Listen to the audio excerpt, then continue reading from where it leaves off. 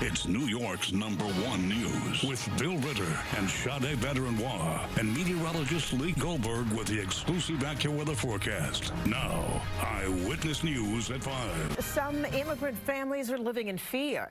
The president-elect has said he is tackling immigration on day one, and now thousands of families are worried that what the new policies will mean for their undocumented relatives. Tonight, we are speaking with two of those families and a former prosecutor about what they believe could happen after Inauguration Day. Emotions run high as investigative reporter Dan Krauth find out. Dan? Bill and Sandra, many parents brought their children to the country in search of a better life.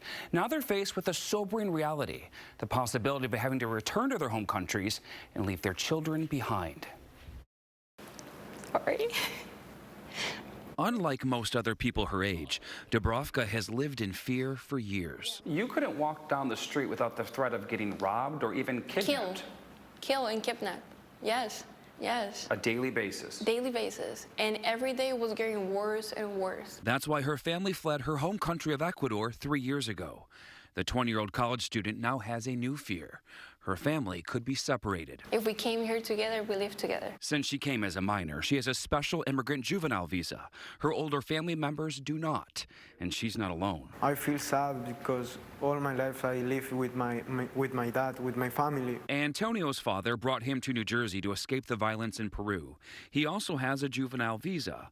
When he turns 18, his father will be deported. ¿Cómo te sientes ahora? When I asked his father how he's feeling, he told me, "I'm scared they will separate me from my son because I spent my life with him." I need him, and he's my support, you know?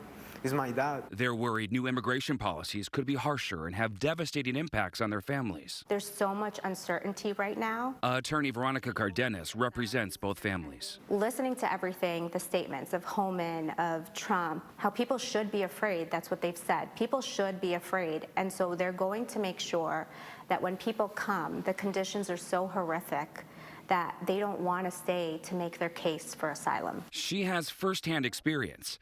Before representing immigrants, she worked as an ICE prosecutor under the last 3 presidents. Under Trump, as a trial attorney, I didn't even have to say anything. I just needed to be in that spot to show a presence of the government. The law was already written. Their cases were decided before they even sat before the judge and made their pleas. She believes more people will be detained and turned away at the border, and pending and new cases will move more quickly, with judges having less discretion to make decisions. What do you have to say to the people who think, hey, my ancestors came here through a documented process and everyone else should as well? We don't live in a world of shoulds. This is the reality. And as Americans, we have a choice. How do we want to be read in history, as a nation that follows our laws humanely, or as one that will stop at nothing to enforce it? For children like Antonio and Dubrovka, they didn't make the decision to come here. Their family members did.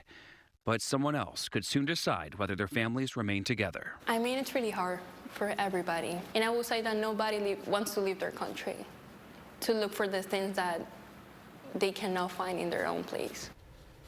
I reached out to the federal government. They say there are more than 11 million non-citizens in the country, and they don't have the resources to apprehend all of them. They target those who pose a threat to national security or public safety. Those who are targeted, they say, receive their legal due process. Now, when I asked the feds what will happen after Inauguration Day, they told me I have to reach out to the president-elect's transition team, and they haven't responded. Yes, but they may, maybe Monday night. Stay tuned. After, when they're having at the ball or something. It's interesting, the dichotomy for this one woman who was on both sides of the aisle. Right. I wonder what's more tougher for her. She thought it would be easier in private practice. She said it's much more difficult because she gets very close with her clients, and more times than not, they're denied their right to stay here. Yes, of course. Oh, gosh. Or their bid to stay. This is going to be a very big deal. Yes. There's no question. Thank you, Dan. We'll be on it. Thank you, Bill. I bet you will. Thank you, sir.